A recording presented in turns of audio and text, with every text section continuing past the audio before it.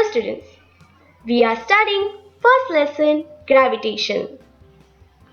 In this lesson, we have studied gravitation, centripetal force and Kepler's 3 laws.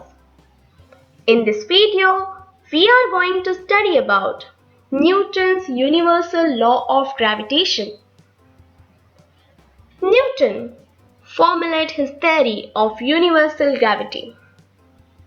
According to this theory, every object in the universe attracts every other object with a definite force. This force is directly proportional to the product of masses of two objects and inversely proportional to the square of the distance between them. Let's understand this law. But before studying this law, you must know what is direct and inverse proportion. When quantities are directly proportional, that means if one quantity increases, another quantity also increases. For example, if you have to buy more fruits, you have to pay more money.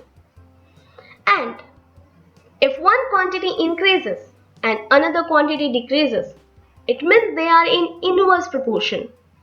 For example, more the workers, less the time required to complete that work. Now, let's come back to understand the Newton's universal law of gravitation. This law means that the mass of one object is doubled, the force between the objects also doubles, as the product of masses of object is directly proportional to the force. Also, if the distance is doubled, the force decreased by factor 4, as this force is inversely proportional to the square of distance. Now this law can be also written as in this way. Here, G is the constant of proportionality,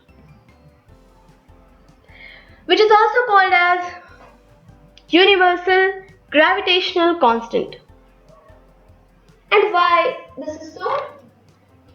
The value of the constant of gravitation does not change with nature, mass or size of the material particle. It also does not change with the distance between them. Hence it is called universal constant. The SI unit of this G is Newton meter square kg square. And the value of G was first experimentally measured by Henry Clementish. In SI unit, its value is 6.673 into 10 raised to minus 11 Newton meter square kg square. You have to remember this value. Now students, in this way we have completed this concept.